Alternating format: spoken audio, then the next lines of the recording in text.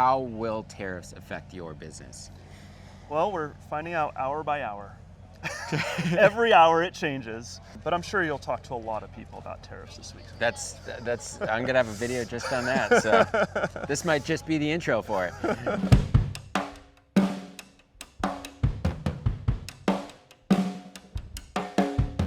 So, Sea Otter and tariffs, well, yeah, they went hand in hand this year. There was a lot of chatter about tariffs. And, well, in case you missed it, the Trump administration recently announced sweeping new tariffs. So a base 10% tariff on all imported goods, plus higher reciprocal tariffs up to 50% for dozens of countries. So these higher tariffs were scheduled to take effect on April 9th, but have since been paused for 90 days for most countries, of course, except for China, which now faces a staggering 145% tariff on its exports to the United States.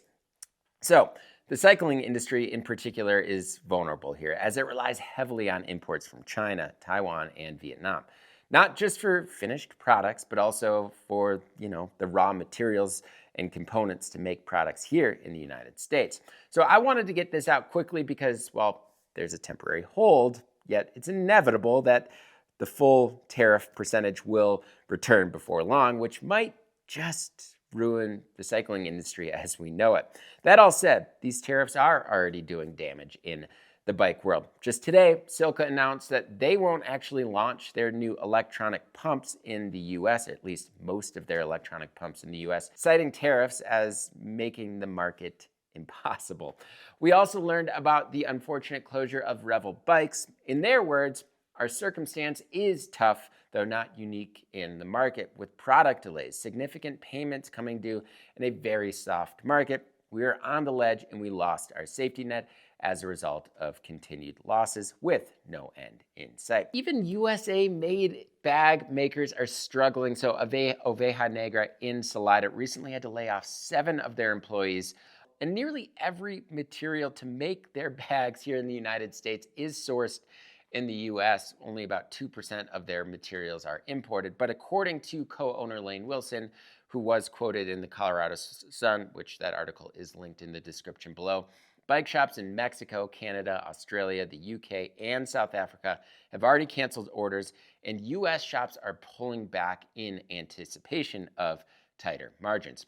So these are just a few examples, and I'm guessing we're gonna hear of many more stories like this over the next few years. But for now, let's hear from the brands that attended Sea Otter. There certainly was a little bit of optimism, certainly because of that 90-day hold, but there also is a clear sense that things could get grim rather quickly.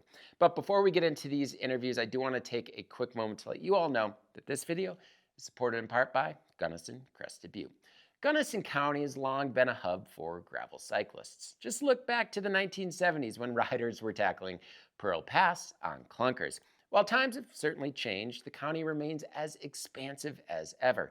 It's 1.5 times the size of Delaware, with most of that land being public. In fact, there are over 1,100 miles of dirt and gravel roads, perfect for piecing together that multi-day bikepacking trip or just heading out for a quick hour spin. So to plan your trip or just to inquire, check out the card in the top right corner here, or else find the link in the description below. How, if at all, will tariffs affect Cane Creek? Oof, man, that's a big question indeed. It would change the way that we do business entirely. We're able to innovate and bring a lot of new products to market pretty rapidly because we have really good working relationships with vendors overseas, particularly in Taiwan. And this entire industry is built on that global back and forth trade. Without that, the whole thing kind of breaks down. Yeah. Cane Creek is an employee-owned company. We're about 45 people right in Western North Carolina, and we are an ESOP, so we're an employee-owned company. Mm-hmm. All of us own shares and stake in the company, and though we do a lot of assembly and some light manufacturing in-house, we still use plenty of international imports to fuel the business. And we're small enough with small enough budget that, if these high-level tariffs would go into place, it could literally mean the end of a 50-year-old still employee-held business. That's kind of means a lot to all of us. So yeah. Thanks, Will. Yeah, it's affecting it already. Okay. Okay. So one of the reasons it's affecting it is it's yet to be determined because the packaging that I'm working on is made in China. Okay. Everything else is here, but it's BPA free, it's tested, it's great. I have a really great relationship with Janet Wang. We work, it's just her and I don't have a broker. Yep. And how it's affecting me currently on, in my own business is I'm bootstrapping. I've put a bunch of my own money into this. I had a meeting with an investor about a week ago, and he pulled back because he's not sure what's happening with the economy. So that is,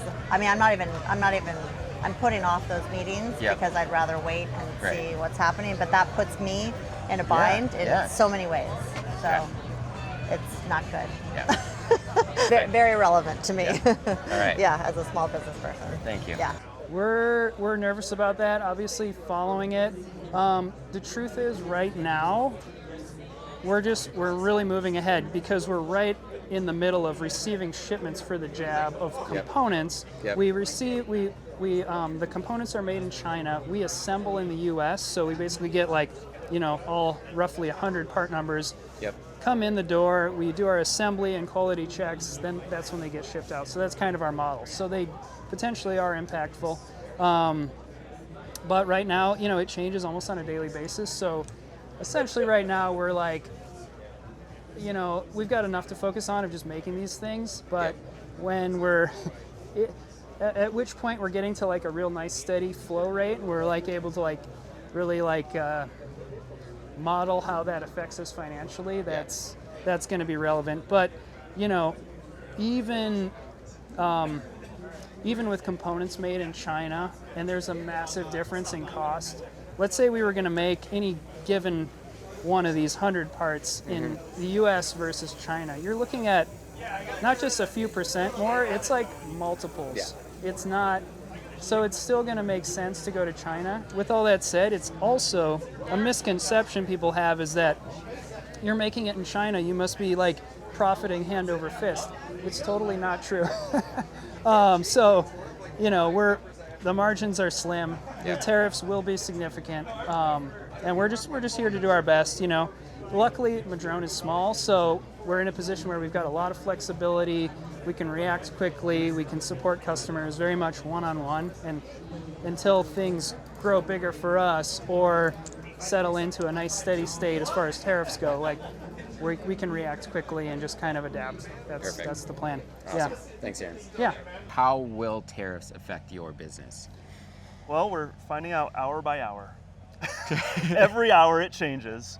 So on our drive down, we actually were in the truck and just popped up my phone. 90-day pause. It's okay. On our way to Sea Otter, the tariff gets lifted basically. Kind of funny timing. Pretty funny timing. Yeah, there might have been some lobbying there. Yeah. But tariffs have always been there. I think that might be a misconception of the public, is that there's never been tariffs.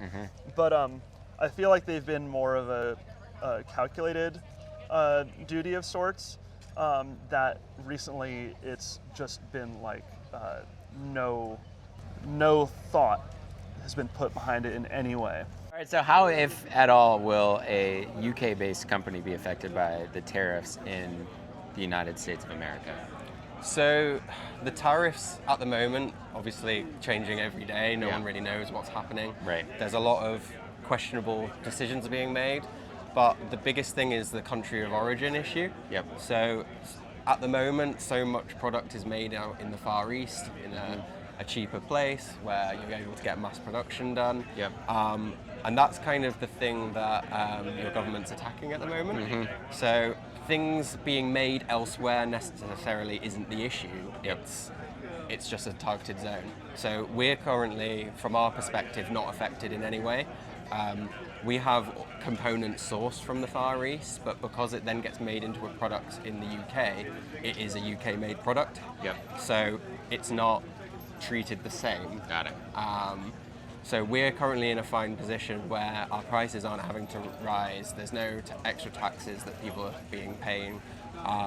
And also it doesn't affect are US consumers anyway, because we have a warehouse in Philadelphia that we use.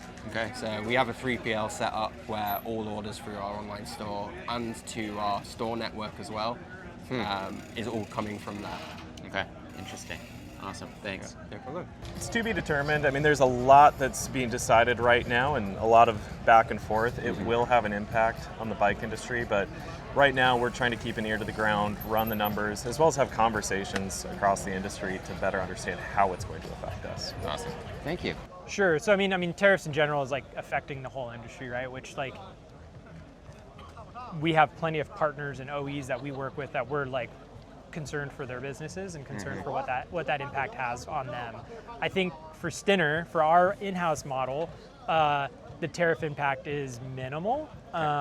We do import some raw material. We do have a global supply chain. We also have a lot of domestic, so pretty easy for us to pivot and move things around without having a huge impact to the BOM cost on a bike. That to be said, though, there's drivetrain parts, there's wheel sets, there's all this other stuff that comes in and could potentially have a high tariff rate. So we're not immune to those things yet.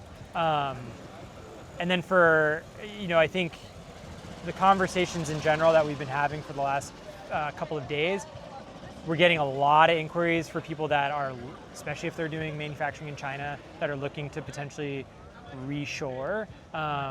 We're also having a lot of conversations with people that maybe were already thinking about it prior to tariffs, and then this was just a catalyst to like getting it over here. So I think there's different brands with different levels of what they're trying to solve. I think the overall general consensus, though, that I've had even just today talking with people is the challenging thing that people have had with trying to manufacture in the States is that there's never really been a good source for that. Okay. So one of the nicest things you get when you go overseas is you talk to one person and they can take care of everything, like from design all the way to getting a bike on your doorstep, and they just take care of it for you. So simplifying the manufacturing process, making it easy, seems to be the general consensus of what people are looking for. Got it. And that was like kind of one of the things that we wanted to do with our new business. We also know the pain points of, even though it's easy going over there, we also know the pain points of like, high minimum order quantities, becoming a, international freight shipper figure-outer person, inventory, financing your inventory, all these other things that prohibited us from if we wanted to go overseas, some of those things were pretty big initial buy-ins and a lot of risk, to be honest. How many of this model am I going to sell? Where am I going to inventory? Who's going to ship it? Right. So our goal with what we're doing is trying to de-risk that. So you're going to pay more. You're making bikes in the States. You're going to end up paying more here. But I think if we can help our consumer or our client in this case, if we can help our client make the manufacturing process easier from an understanding standpoint. We handle design, we handle prototypes, we handle production, we handle finishing in-house, and we also handle assembly. So we handle the whole thing. And I think at least the feeling that I'm getting, that it's just me, so I could be off, but I think the feeling is that that's handling a lot of the logistics that are difficult with people thinking of the idea of coming to the States, right? Because typically in the States, you work with a guy who welds the bike, and then you got to move it over to powder coat in another city, and then you got to assemble it in-house, and then and I think in general, manufacturing's hard. You got to be into manufacturing to do well at manufacturing, and when you're running a brand and you're managing all that, it's hard to do, and they're two different skill sets. Designing product and building a brand is very different than manufacturing. I think being at Otter this morning, we're at Wednesday. This is kind of a bit of industry day where a lot of industry folks get to mingle, and it's the topic this year. It has affected Spurcycle. I think it's affected the entire bicycle industry. And I don't know if it's affected it in a positive way, right? Yeah, I think that it's important that we all make sure that we still continue to use our voices in our country. That gives us the freedom to do so, and to make sure that we stand up for our public lands and our tariffs, or the more so of and the lack thereof. There you go. Yeah. Rad, dude. Thank you. Yeah, absolutely, Neil. Thank you. How, if it hasn't already, will tariffs from the United States affect your company? Good question. I like to think we are small and nimble. Our supply chain's pretty diverse, so it's like a speed bump. It's there'll be things we have to like rejig in certain circumstances, but I feel like every challenge that's come along, whether it's COVID, post-COVID, we've rolled with the punches and feel pretty upbeat about it. Awesome. Hey, we're a Canadian brand. We're based in Vancouver, BC. However, we do warehouse in both the US and Canada. It's separate. We don't make bikes in China for the US market. Yep. And most markets at this point. So we won't, right now, hopefully be impacted. I think we're all, as an industry, we've learned what happens when we make very fast decisions and change directions a bunch. So we're not going to do that. Just going to monitor the situation, see how it goes, try not to react too quickly. We have, for the US market, sped up production, especially on our gravel stuff for the next 2 months or so, just to get as much here as we can, just in case. So US market will still have bikes, but we're pretty confident that we'll be able to serve. Awesome. Thank you. Yeah, for sure. I'm really proud of the fact of how well diversified our company is. Our company financially is Robert Axel and Old Man Mountain are rolled together. Okay. Well, those are two consumer-facing brands. We don't usually talk about how they are one financial company. Okay, yeah. But they are. And we're really proud of the fact that we manufacture all of our through axles in Bend, Oregon, and that's all done with domestic materials. And you know, we sell those all over the world. Like more than 50% of our axles leave the United States. Really? Those are going all over, whether that's Australia, South Africa, everywhere in Europe, Canada. Like those are our friends. Those are the people that think like us and ride bikes like us. And we compete with brands in those countries at whatever their pricing is. Yeah. So helping us in the United States, as tariffs are supposed to do for us, is not the whole picture for what our brands are. Yeah. And as far as impacts, we are seeing some cost increases on aluminum already with the domestic aluminum prices, which is what happened last time we had tariffs. So, so that's affecting us on that side. And that raises our cost of goods, which affects us in these other markets where we're competing, where their prices are not being affected by that. Yeah. Old Man Mountain, most of our products are made in Taiwan. Well, our racks are made in Taiwan. Our bags are made in other Asian countries that have just been affected by these tariffs. So, or have they been? If there was a plan, we could plan. The fact there's no plan, we can't plan. That's not how I want a business to run. I'm proud of the facts that the things that we've invested in the States. I'm happy to invest in more if it makes business sense to do that for the long term, but I can't react in weeks. We have a container arriving this week. We have another production scheduled to be done in a couple months when the next round is supposed to go into effect. We can't react that quickly, and that makes it really challenging for sure. So, yeah. Well, thanks for sharing that, Chris. Yeah, thanks, Neil. Oh yeah, the T word. Yeah, it's pretty, everyone's talking about it. It's pretty hard. We do make a lot of our stuff overseas, and we make all of our tops in the US. So we kind of do have both, and I will say the challenge is getting high quality and technical stuff in the US. It just simply doesn't exist. We don't have really technical fabrics, and a lot of the skilled labor is overseas. So when we really focus on quality, and that's really important for the environment as well, things last longer and are more durable. So yeah, tariffs are definitely not a great thing for right now, but I love the idea.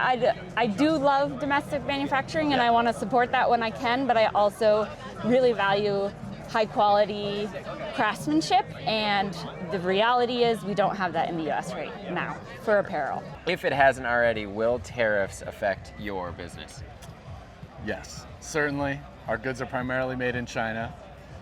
We work with an incredible factory run by a San Franciscan Chinese dude, actually, who's our age. But I mean, right now, I'd say what's going on in policy is pretty schizophrenic. It's bouncing all over the place, and so we're able to weather it. We're going to weather it. We'll make adjustments as needed. But as a brand, we're not going to be schizophrenic in how we approach this. We're going to have to let things kind of unfold, and hopefully we can find some normalcy soon. Yes, they definitely will. There's nobody here that isn't going to be affected by the amount of numbers we're talking about. So bike industry is a global business as well. So I think there's a lot more to it than just import export. Yeah, awesome. All right, so that about does it. So first and foremost, I just want to thank everyone who helped participate in this video. Obviously, I did a 5-part sea otter coverage, and if you are interested in that, you can find those videos in the description below of many of the folks that actually chatted in this video. As always, though, thank you all so much for watching. If you like what you saw in this video and want to see more like it, please hit that subscribe button and notification bell. And if you want to help support this YouTube channel, everything we do at BIKEPACKING.com, you can actually do so by joining the Bikepacking Collective. So the Bikepacking Collective offers a lot of awesome perks, including Base Camp, which essentially is a communal area where you can shop for gear, talk to others about advice, or plan a route rendezvous if you want to go on a trip with someone else. You also get industry discounts, monthly giveaways, and the twice yearly Bikepacking Journal. So to learn a little bit more about the collective or to join, you can click on the card in the top right corner, or else find the link in the description below. As always, thank you all so much for watching. Until next time, pedal further.